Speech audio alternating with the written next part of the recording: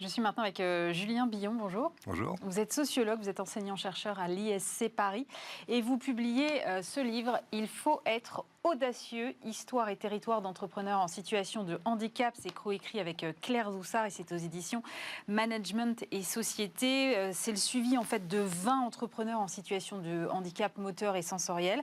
Et vous cherchez à comprendre un petit peu ce phénomène de l'entrepreneuriat chez les personnes en situation de handicap. Alors moi j'aime évidemment beaucoup le titre puisque Bismart c'est la chaîne des audacieux. Donc évidemment quand j'ai lu ça, je me suis dit évidemment.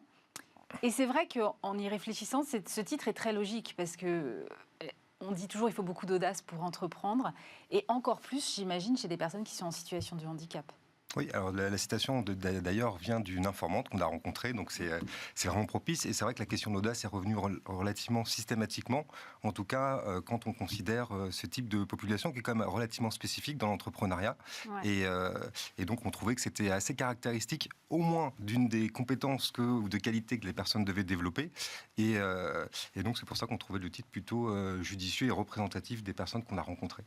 Alors c'est vrai qu'on parle régulièrement nous, sur cette chaîne de l'entrepreneuriat, du handicap ou de l'emploi et du handicap. Et c'est vrai qu'on sait que les personnes en situation de handicap sont davantage touchées par le chômage. Moi, ma question, c'était de savoir, est-ce qu'elles sont aussi sous-représentées dans l'entrepreneuriat qu'elles le sont en emploi ? Ah, alors ça c'est intéressant, je n'ai pas forcément de statistiques en tête, donc je ne pourrais pas vous répondre de manière directe. En tout cas, ce qui est clair, c'est ce qui apparaît comme un petit peu dans notre recherche, c'est que c'est un petit peu parfois un choix par défaut, parce que le monde professionnel soit est bloqué, parce que pour ces personnes-là, le taux de chômage est relativement important et plus important que pour les personnes dites valides. Et donc c'est une opportunité, donc parfois par défaut ou parfois vraiment par choix, ce désir d'entreprendre. Et puis ça, c'est aussi intéressant. C'est un peu aussi parfois des stratégies de contre-pied. Sous-entendu, on est en poste, en entreprise, et on s'aperçoit qu'il y a peut-être un plafond de verre qui a été destiné de manière consciente ou inconsciente pour les personnes en situation de handicap. Donc, un moyen de contournement de ce plafond de verre, c'est créer son entreprise pour pouvoir tout simplement aussi déployer ses propres compétences et pouvoir se réaliser. Vous êtes allé interroger une vingtaine de personnes. Comment vous les avez choisies ? Alors du coup, c'est vrai que c'était un peu compliqué de trouver ce type d'entrepreneur. Du coup, c'est beaucoup par le bouche à oreille. On avait des connaissances entre nous et de connaissance à connaissance. Et du coup, on a pu aller atteindre ce chiffre. C'est ce qu'on voulait, 20 entrepreneurs pour que ce soit suffisamment représentatif et en même temps voir les diversités de trajectoires. Parce que quand on parle d'entrepreneurs en situation de handicap, il faut bien comprendre, à mon avis, qu'on parle d'individus et que chaque parcours d'entrepreneuriat, notamment dans le cas du handicap, est très différent. Soit parce que les volontés sont différentes, soit parce que le handicap aussi est plus ou moins lourd selon les personnes qui le portent ou pas. Quelles sont les motivations qui précèdent à la création d'entreprises chez ces personnes-là, principalement ? Alors, il y a plusieurs motivations. Alors, on retrouve, ça c'est aussi un des résultats principaux de notre recherche, c'est qu'il y a des caractéristiques communes entre les entrepreneurs dits valides et puis les entrepreneurs en situation de handicap. Donc, le désir de créer, le désir d'innover, le désir de créer de nouveaux produits.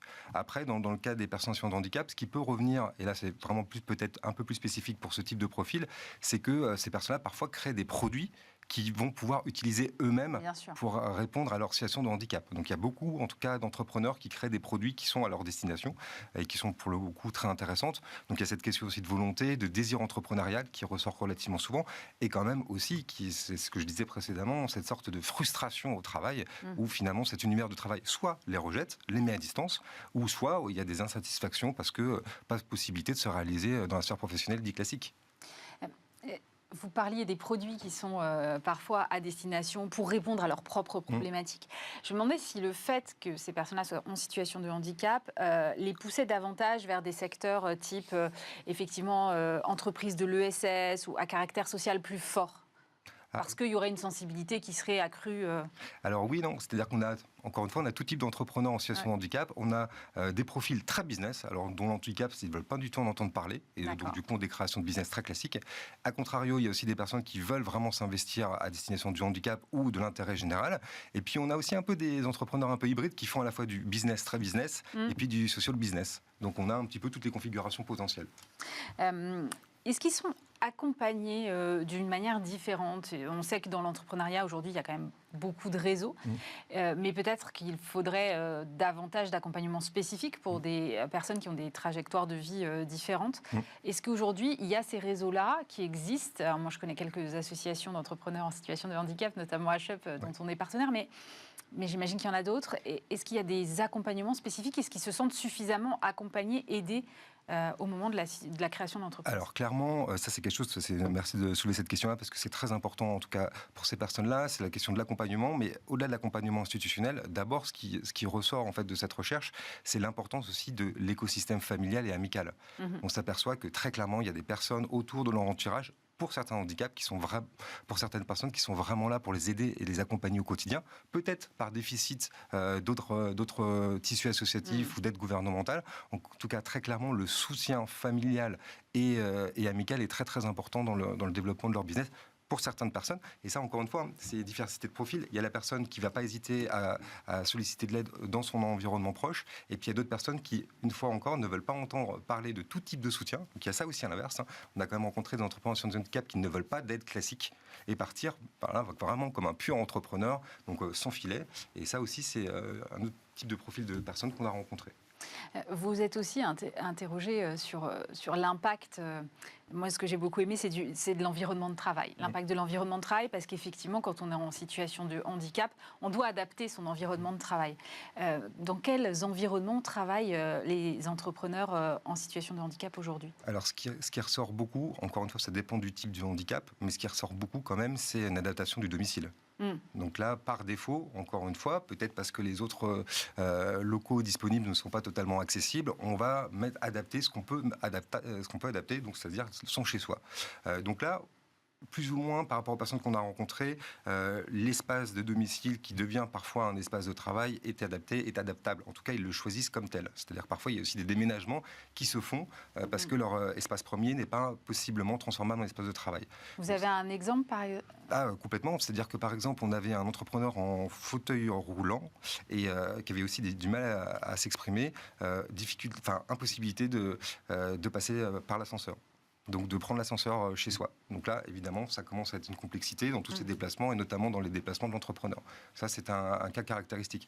Un autre cas caractéristique aussi, c'était une personne qui était en situation de handicap visuel qui estimait qu'il avait besoin de place dans son chez-soi pour pouvoir justement se mouvoir et que son chez-soi précédent était trop compact et donc ça ne l'aidait pas dans son quotidien à pouvoir se mouvoir. Donc là, on est dans une situation qui sont quand même entre guillemets exceptionnelles par rapport à la personne valide. Donc là, il y a un vrai espace de travail à concevoir de chez soi pour pouvoir travailler ensemble.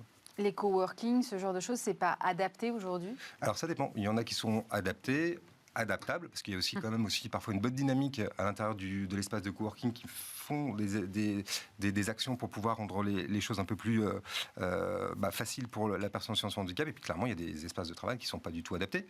Et donc ça, c'est ce qui ressort, c'est qu'à la fois, on peut-être adapter dans une certaine mesure son espace personnel qui devient son espace de travail, mais quand on sort de chez soi, tout devient plus compliqué. C'est ça, toute la question, c'est quand on sort de chez soi, effectivement, et vous l'expliquez très bien dans le livre, c'est-à-dire que l'entrepreneur, pour aller à ses rendez-vous, il doit se déplacer. Quand on est en situation de handicap, c'est plus compliqué. Donc, quelles sont les stratégies mises en place? Est-ce qu'ils se font accompagner par des tiers? Est-ce qu'ils choisissent plutôt la visio? Comment ça se passe? Alors nous, ce qui est beaucoup ressorti, le problème de l'accompagnement par les tiers, c'est que c'est cher, potentiellement. Il faut avoir de l'aide, on ne peut pas toujours solliciter de l'aide. Donc ça, c'est quelque chose qui apparaît, mais en filigrane. Très clairement, l'option choisie, la plupart du temps, c'est la visioconférence. C'est-à-dire que c'est une stratégie d'évitement, tout simplement parce que c'est compliqué de se déplacer, on va rester chez soi, et avec les avantages aussi, même pour la personne valide, de la visioconférence. Donc là, ça a été, même c'est ce qu'ils disaient quand on les a rencontrés, c'était en période de Covid, et ils disaient que justement qu'eux étaient déjà prêts, puisque du coup, ils travaillaient déjà en système de visioconférence, donc finalement, la configuration n'a pas beaucoup changé. Donc la technologie est quand même un avantage. Pour elle, oui, très clairement. Mais par contre, encore une fois, c'est par défaut. C'est parce que l'espace public ne les aide pas forcément à se mouvoir dans l'espace, dans les différents espaces de travail, même le café, par exemple, les réunions au café, c'est relativement classique quand on est entrepreneur. Et puis là, tout de suite, ça peut porter des difficultés. Donc voilà. Quels sont les enseignements qui vous ont le plus marqué dans vos entretiens avec ces 20 personnes ? Je pense qu'il est assez caractéristique. Je pense qu'il y a quand même une soif de se dépasser qui est relativement forte. et qui est quand même relativement impressionnante. Et puis c'est des personnages aussi, c'est-à-dire qu'il faut quand même avoir une personnalité forte. Déjà qu'à la base, l'entrepreneuriat, c'est pas forcément simple, même pour une personne valide. Là, il y a des difficultés supplémentaires qui viennent s'additionner. Donc moi, ce qui m'a impressionné, plutôt, c'était des personnalités fortes, attachantes, et là où ça me fait sourire aussi, avec des personnalités aussi qui sont vraiment très très business dans leur état d'esprit. On a rencontré des entrepreneurs qui ont créé plusieurs fois des entreprises, donc on a des serial entrepreneurs aussi chez les personnes en situation de handicap. Merci beaucoup pour cet éclairage, Julien Billon. Je rappelle que vous êtes sociologue, enseignant-chercheur à l'ISC Paris, et votre livre « Il faut être audacieux, histoire et territoire d'entrepreneurs en situation de handicap ».